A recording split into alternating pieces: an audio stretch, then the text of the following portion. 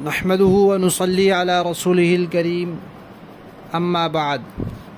ترجمے والے قرآن پاک کا صفحہ نمبر 840، 23واں پارہ سورہ صافات، تیسرا رکوع، آیت نمبر 102 تا 105۔ اعوذ باللہ من الشیطان الرجیم، بسم اللہ الرحمن الرحیم۔ فلما بلغ معه السعي قال يا بني إني أرى في المنام أني أذبحك فانظر ماذا ترى قال يا أبت افعل ما تؤمر ستجدني إن شاء الله من الصابرين۔ فلما أسلما وتله للجبين وناديناه أن يا إبراهيم قد صدقت الرؤيا إنا كذلك نجزي المحسنين۔ صدق اللہ العظیم۔ حضرت نوح علی نبینا وعلیہ الصلاۃ والسلام کے بعد حضرت ابراہیم علیہ السلام کا واقعہ چل رہا ہے کہ اللہ کے حکم سے انہوں نے ہجرت کی۔ ان کے ساتھ ان کی اہلیہ تھیں، ان کے رشتہ دار تھے، بھتیجے تھے یا چچا زاد بھائی تھے، حضرت لوط علیہ السلام۔ پھر وہاں سے ہوتے ہوئے وہ مصر گئے، مصر سے ہو کر پھر وہ فلسطین اور شام پہنچے، تو اس وقت ان کے ساتھ پھر حضرت ہاجرہ بھی تھیں۔ اب اللہ تعالیٰ نے ان کو 80 سال کی عمر میں بیٹے کی خوشخبری دی۔ اس سے پہلے ان کی کوئی اولاد نہیں تھی۔ یہ جو پہلی خوشخبری ملی جس بیٹے کی، یہ تھے حضرت اسماعیل۔ اب ان کا واقعہ چل رہا ہے۔ اللہ تعالیٰ فرماتے ہیں کہ ہم نے ان کو ایک بردبار لڑکے کی خوشخبری دی، اور پھر یہ ہوا کہ حضرت ہاجرہ کے بیٹے ہو گئے حضرت اسماعیل، اور حضرت سارہ کی اولاد نہیں تھی، تو پھر اب حضرت سارہ اور حضرت ہاجرہ میں کچھ انبن ہو گئی۔ تو اللہ تعالیٰ نے، یہ بھی اللہ تعالیٰ کی تقدیر تھی اللہ تعالیٰ کی طرف سے کہ حضرت اسماعیل کو اللہ نے مکہ میں بسانا تھا، ان کی اولاد میں حضور کو پیدا کرنا تھا، اور حضرت سارہ اور ان کے بیٹے حضرت اسحاق کو فلسطین میں رکھنا تھا، اور ان کی اولاد میں پھر آگے بنی اسرائیل کے انبیاء نے آنا تھا۔ تو اللہ تعالیٰ نے ابراہیم علیہ السلام کو حکم دیا کہ اپنے اس شیر خوار بچے کو اور اس کی والدہ کو مکہ میں چھوڑائیں۔ اس وقت وہاں کوئی آبادی نہیں تھی، کچھ نہیں تھا۔ ابراہیم علیہ السلام ان کو وہاں پہنچائے، اور پھر کبھی کبھی وہاں ان کے پاس جایا کرتے۔ مختلف روایات میں تذکرہ ملتا ہے۔ تو جب حضرت اسماعیل علیہ السلام کی عمر ہو گئی 8 سال یا 13 سال یا اس سے کم و بیش، اس طرح مختلف روایات ملتی ہیں، تو اب اللہ تعالیٰ نے ابراہیم علیہ السلام کو آزمایا۔ بڑی آزمائش، تاریخ میں یہ بہت بڑی آزمائش ہے۔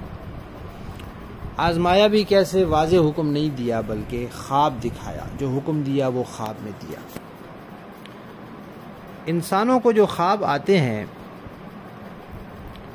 وہ ظاہر بات ہے نیند کی حالت میں آتے ہیں۔ بیداری میں انسان کام کاج میں لگا ہوتا ہے، تھک ہار جاتا ہے، سو جاتا ہے، اور نیند کو اللہ تعالیٰ نے اس کے لیے راحت کا ذریعہ بنایا ہے۔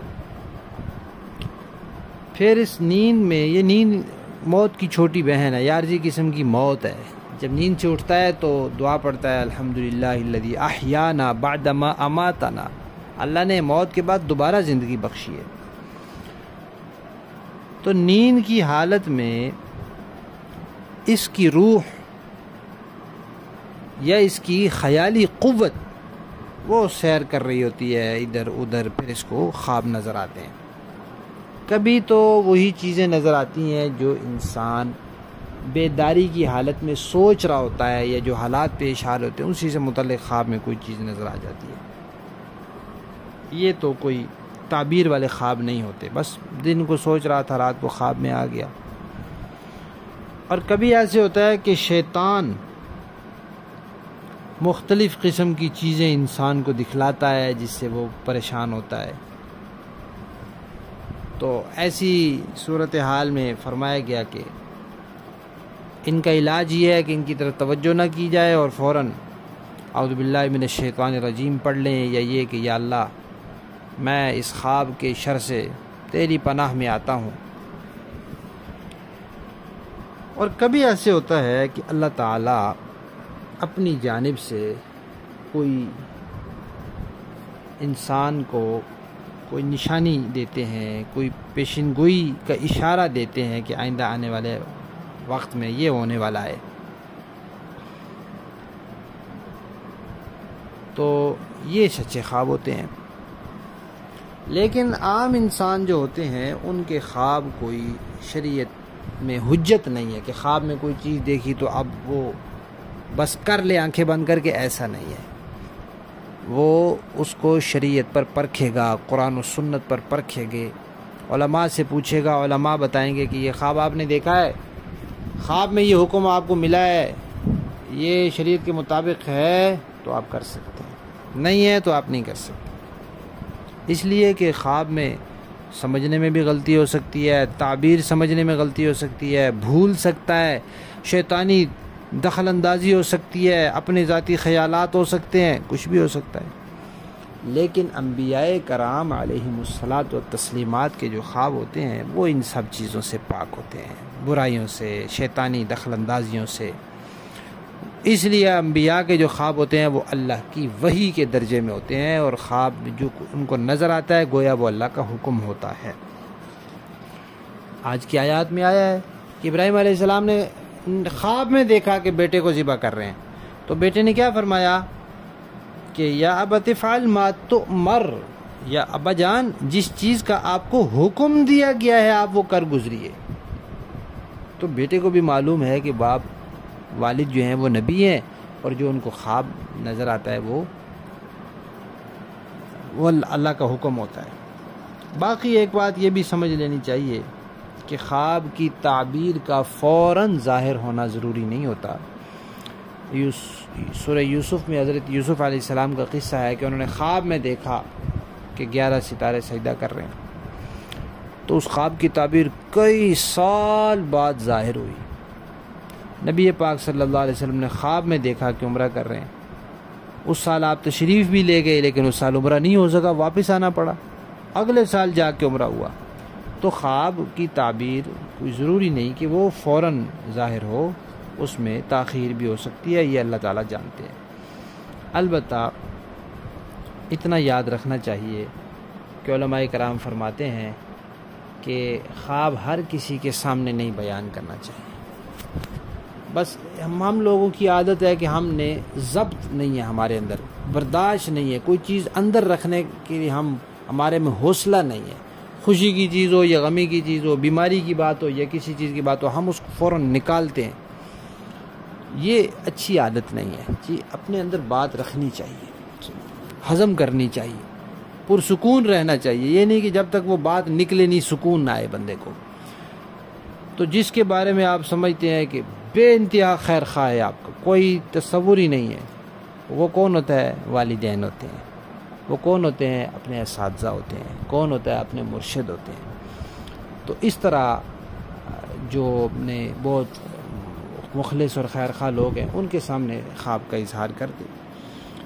اور اگر تعبیر پوچھنی ہے تو اگر کوئی برا خواب ہے تو پھر ایک ہی بندے سے پوچھیں، زیادہ لوگوں سے نہ پوچھیں، اس میں نقصان ہو جاتا ہے بعضوں کا۔ بہرحال یہاں آیا ہے کہ ابراہیم علیہ السلام نے خواب میں دیکھا کہ بیٹے کے گلے پر چھری چلا رہے ہیں. یہ نہیں دیکھا کہ چلا دی ہے اور ذبح کر دیا ہے، بس یہ دیکھا کہ چلا رہے ہیں، ذبح کر رہے ہیں. تو ایک دن خواب دیکھا تو اٹھے تو 100 اونٹ جو ہے وہ اللہ کی راہ میں سے قربان کر دیے کہ بھئی بیٹے کی قربانی کا حکم ہے تو انسان کو تو ذبح کرنا یہ عجیب بات ہوگی. تو یہی اللہ کا حکم ہوگا کہ ایک جان کا جتنا فدیہ ہے وہ اللہ کی راہ میں دو. دوسری رات پھر خواب دیکھا، پھر قربانی کی.